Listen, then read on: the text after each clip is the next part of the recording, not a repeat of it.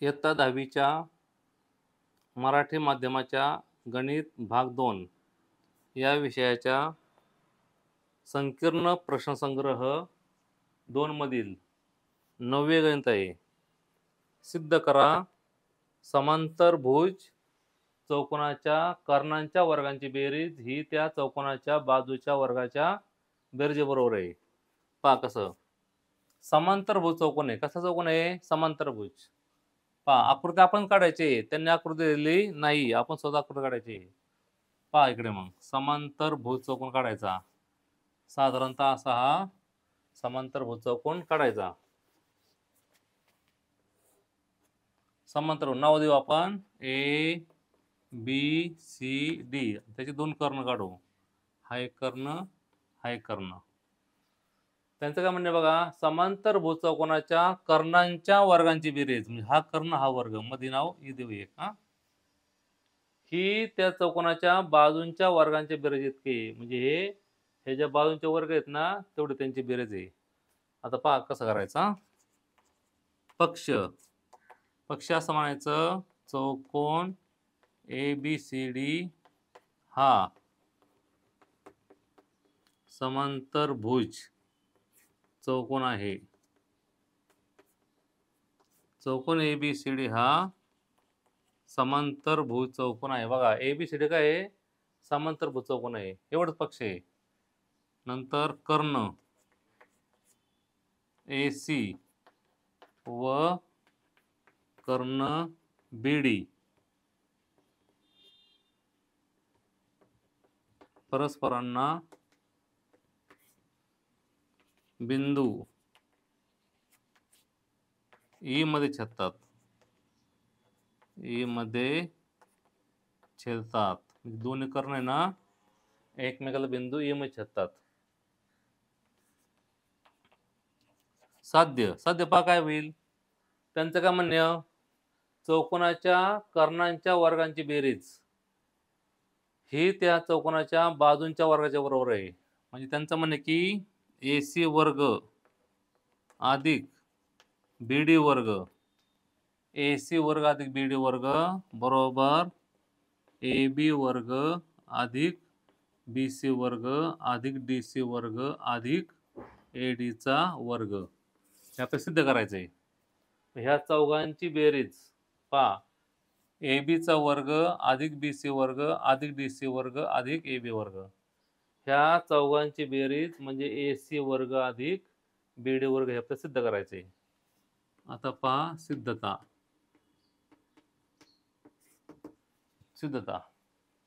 पहा तर समांतरभुज चौकोनाचा नियम कोणता आहे की समांतरभुज चौकोनाचे कर्ण परस्परांना दुभागतात. हे महत्वाचं आहे. म्हणजे तो हा नियम महत्वाचा आहे. बघा कोणता नीट पहा इकडे. चौकोन ABCD हा समांतरभुज चौकोन आहे. त्यांना पण सांगितलंय की चौकोन ABCD हा काय आहे? समांतरभुज चौकोन आहे. समांतरभुज चौकोन आहे. आपला नियम माहिती आहे कोणतं की समांतरभुज चौकोनाचे कर्ण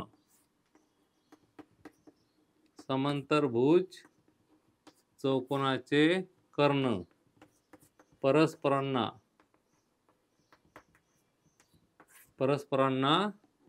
दुभागतात. पहा समांतरभुज चौकोनाचे कर्ण परस्परांना दुभागतात. मग आपण असं म्हणू शकतो की जेवढं AE आहे तेवढंच EC आहे आणि 1/2 AC आहे. आणि जेवढं BE आहे तेवढंच DE आहे आणि ते 1/2 BD आहे. पहा समांतरभुज चौकोनाचे कर्ण परस्परांना दुभागतात. याला वाटलं विधान देऊ. 1 विधान नंबर 2 म्हणू. पहा समांतरभुज चौकोनाचे कर्ण परस्परांना दुभागतात. नुसते दुभागतात, काटकोन दुभागत नाहीत. हा जर समभुज असता ना मग काटकोन दुभागले असते. मग आता आपण काय करायचं माहितीये का, एका त्रिकोणात काय करायचं, अपोजिनचं प्रमेय लिहायचं. कोणाचं? अपोजिनचं. आधी इकडला त्रिकोण घेऊ आपण. त्रिकोण ABC मध्ये अपोलोनियसच्या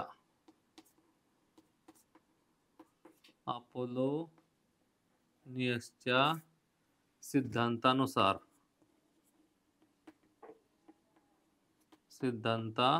अपोलोनियस सिद्धांत कसा होणार? ए बी वर्ग अधिक बी सी वर्ग.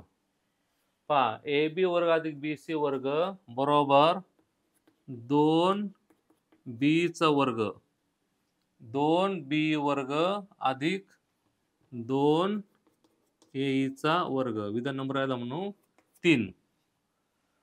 पहा, ए बी वर्ग अधिक बी सी वर्ग बरोबर 2b वर्ग 2a वर्ग. त्रिकोण आता इकडचं घेऊ एडीसी.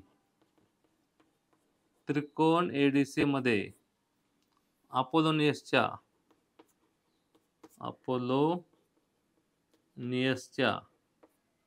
सिद्धांतानुसार अपोलोनियस सिद्धांत आपण ए बी आणि बी सी दिलं ना. आता हे घ्यायचे एड आणि डी सी.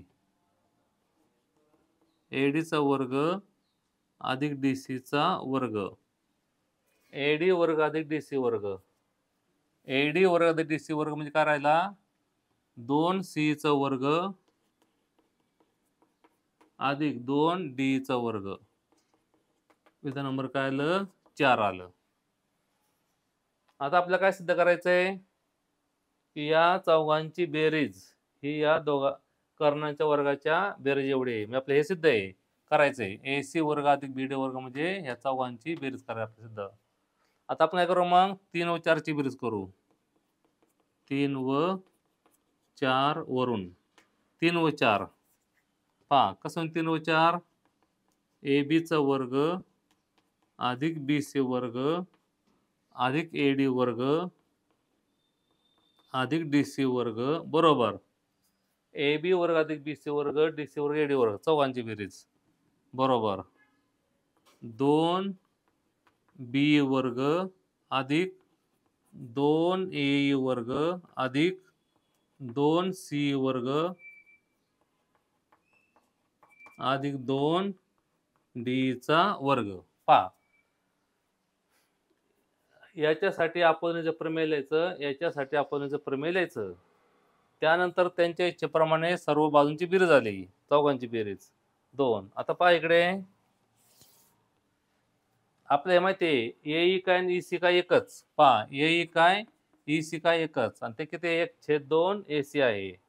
आपल्याला काय पाहिजे? अंतिम ए सी आणि बी डी पाहिजे. मग आपण काय करायचं? हे आहे तसं लिहायचं बघा.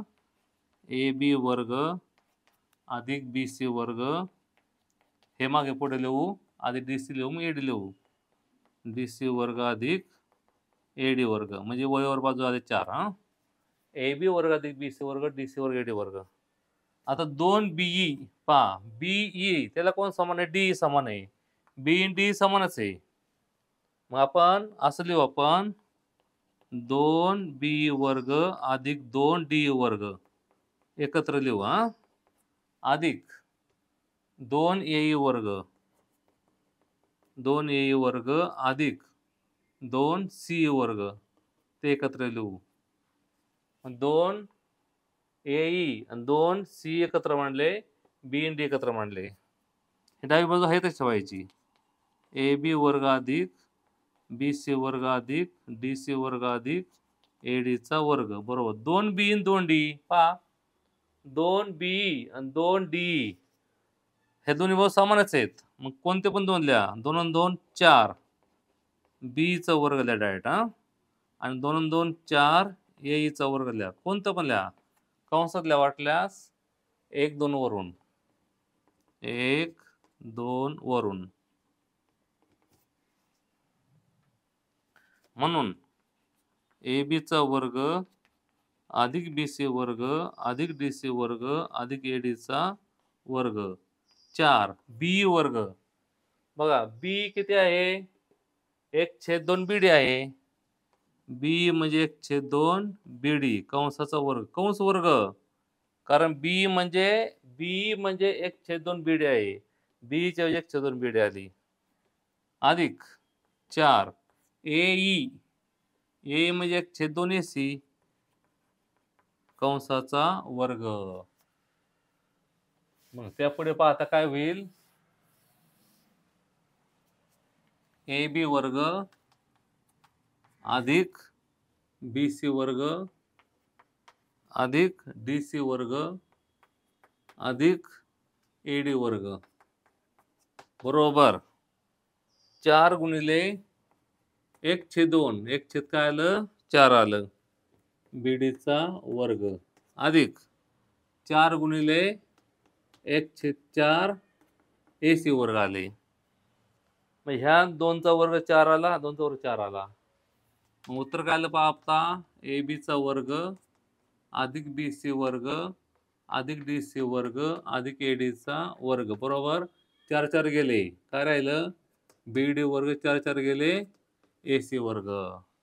मग आता आपण हे इकडं मांडलं काय इकडं मांडलं काय शेवटी कर्णाच्या वर्गाची बेरीज अधिक म्हटलं काय बाजू वर्ग अधिक म्हटलं काय शेवटी ते समानच आहे.